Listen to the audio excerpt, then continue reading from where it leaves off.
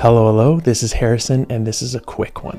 I'm going to show you how to build an automated system in Make where you receive comments every single week from agencies, people, companies that you want to be following.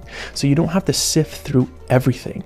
You have a designated list, about 40 people that you can follow, and every single week Make pulls that data and into your mailbox, into your Slack, wherever you need it, so you can quickly view it, comment, and engage. So without further ado, let's get into it. Also, I'll be showing you the light and dark mode in Make now. The coolest new thing that Make.com does is that we click over into your profile and you can actually select light mode, dark mode, or system mode. I'm going to go ahead and select system mode and we're pretty much good to go. I'm going to demonstrate this automation that I have going on every single week. Pulls LinkedIn profiles that I'm following so I can follow up for comments and just engage with the material that I most want to engage with, because there's so many profiles, so many things out there. So over here, I have my targets. So these are a bunch of accounts that I'm following, and every single week it pulls this information, scrapes it off of Apify, gets the posts.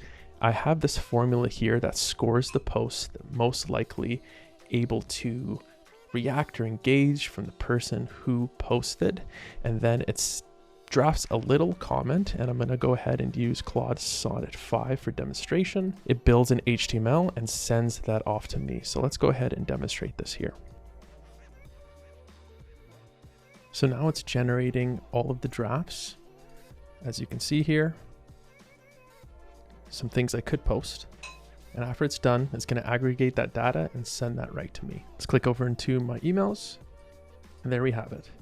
So it has all the names of the people that I follow, the top 12 posts that I could comment on or just like, and it's a good way to keep engaged with the people that you want to keep engaged with without clicking around, navigating things.